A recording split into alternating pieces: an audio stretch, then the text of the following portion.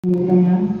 Alhamdulillah puji syukur kita panjatkan kehadiran Allah Subhanahu wa taala yang telah memberikan kita rahmat, sehat, juga memberikan rezeki bagi kita sehingga kita dapat berkumpul dalam ruangan ini dalam keadaan yang baik-baik saja dalam kegiatan observasi kepala sekolah dan juga penilaian kinerja kepala sekolah 2024 periode Juli sampai dengan Desember.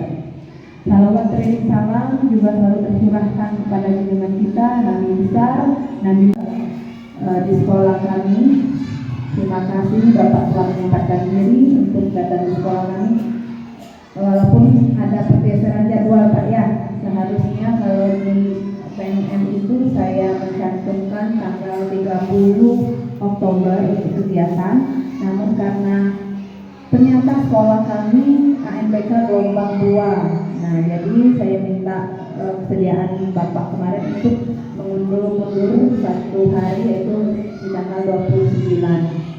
Nah, adapun upaya yang saya lakukan adalah presentasi tentang program sekolah berbasis data yang tentunya untuk peningkatan kualitas pembelajaran. Nah, praktiknya ini saya lakukan di sekolah, kemudian saya juga membagikan di sekolah luar Pak. Jadi nanti ada kegiatan berbagi praktik baiknya juga, karena yang saya ambil di sini adalah ruang lingkupnya yang luas. Jadi tidak hanya sebatas di sekolah, tapi juga di sekolah lain. Mungkin nanti akan saya paparkan lebih lengkap di bagian presentasi Pak.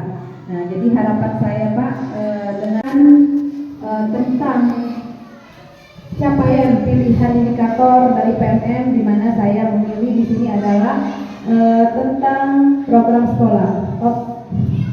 Nah, indikator pilihan saya presentasi program sekolah terkait perilaku yang diobservasi oleh atasan berdasarkan indikator yang dipilih pada tahap perencanaan yang saya pilih di PNM. Nah, di sini saya melakukan presentasi di mana saya melibatkan aktif para guru-guru untuk ikut bersama-sama dalam presentasi yang saya buat nanti, sehingga ada interaksi antara kami dalam kegiatan ini. Kemudian praktiknya yang dapat dilihat adalah saya mendokumentasikan praktik baik kepemimpinan yang menceritakan kepada komunitas belajar baik di dalam sekolah maupun di luar sekolah, yaitu tentang indikator pilihan saya tadi, yaitu program sekolah. Lanjut Bu Indah. Turun. Naik. Bapak Ibu sekalian, seperti yang telah saya lakukan di sekolah kita, di mana sebelumnya di komunitas belajar kita sudah bersama-sama untuk membahas dan mendiskusikan tentang pembuatan program sekolah. Nah Pak, ini kegiatan program sekolah ini Pak, sebelum saya membagikan keluar, tentunya saya membuat terlebih dahulu di sekolah saya Pak. Nah, program sekolah, mungkin ada rekan-rekan di sini yang masih ingat apa sih program sekolah itu? Boleh, Irna. Ya, silakan. Program sekolah adalah serangkaian kegiatan yang dilakukan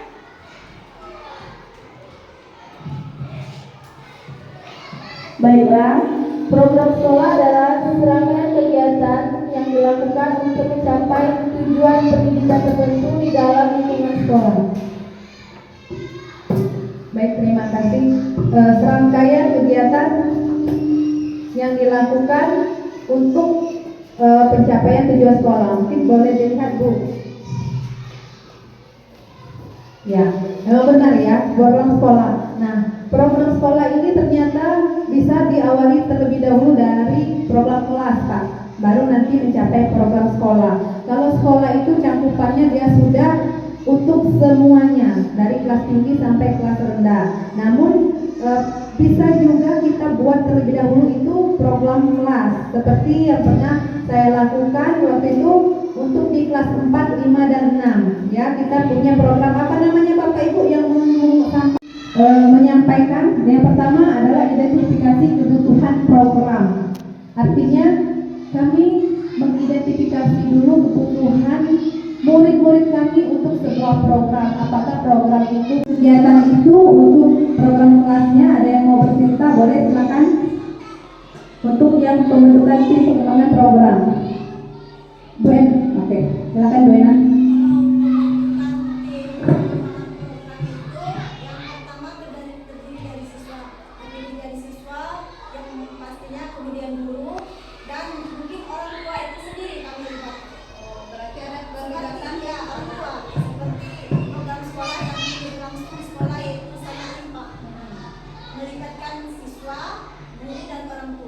Oke, baik, terima kasih Bu Ena. Ternyata untuk pembentukan tim pengembangan program ini tidak bisa satu orang, Pak. Artinya ada tim yang harus. Jadi artinya kita melibatkan siswa, kemudian ke guru-guru. Di sini dimaksudkan ada kolaborasi antara satu guru dan guru yang lain untuk melancarkan program itu sendiri, dan juga bisa melibatkan orang tua. Melibatkan orang tua di sini saya menangkapnya untuk kegiatan yang telah kami lakukan adalah sebagai sarana anak-anak jangan terputus saja kegiatannya di sekolah, namun juga di rumah bisa terus dibiasakan. Jadi memang harus ada perlibatan orang tua.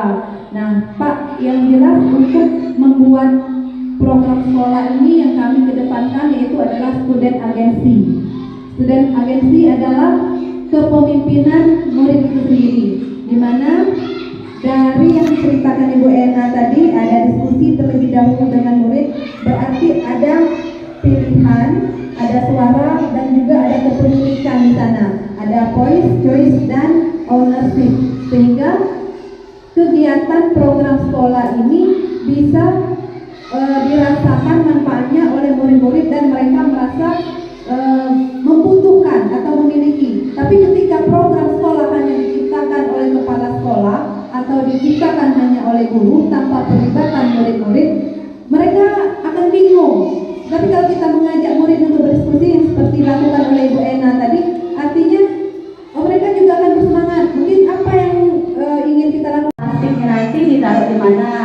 Terus bisa sampah daunnya juga tempatnya di mana, itu kami ada tempatnya, Pak, tempat sampahnya seperti itu. Nah, untuk penanggung jawab ini guru-guru juga berpartisipasi dalam kegiatan ini. Guru-guru mengawasi anak-anak itu apakah benar anak-anak itu memungut sampah atau tidak.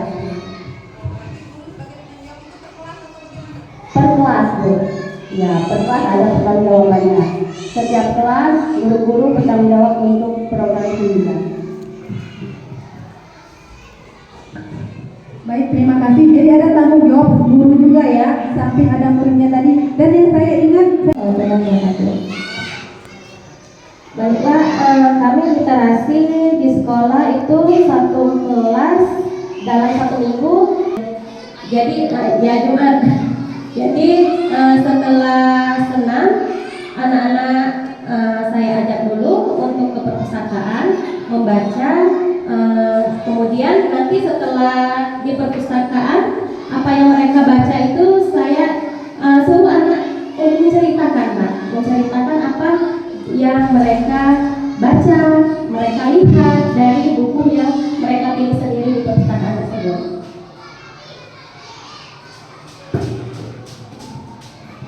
baik, terima kasih Bu Judi. Nah, kegiatan ini Pak bukan hanya satu kelas, tapi semua kelas. Ya, jadi bukan lagi program sekolah, jadi masuk kelas bukan lagi program kelas, tapi sudah program sekolah. Karena ini nanti akan saya paparkan data di bawahnya kenapa saya tekankan juga tentang literasi dan mengapa juga kami pilih program itu. Dan untuk pembuatan program itu tidak serta-merta saya langsung membuat program, tapi hasil diskusi terlebih dahulu. Diskusi saya bersama tim kecil, kemudian saya paparkan di rapat dan komunitas ada pujian, Pak. Pujian, kemudian menjadikan beliau sebagai ketua. Nah, saya lihat itu di kelas rapat dijadikannya ketua ketika mengajak kawan-kawannya. Nah, karena dia berpartisipasi aktif. Dan juga umpan balik ini juga dilakukan dulu, menanyakan apakah dengan banyak yang kita diskusikan. Saya menyampaikan lagi terima kasih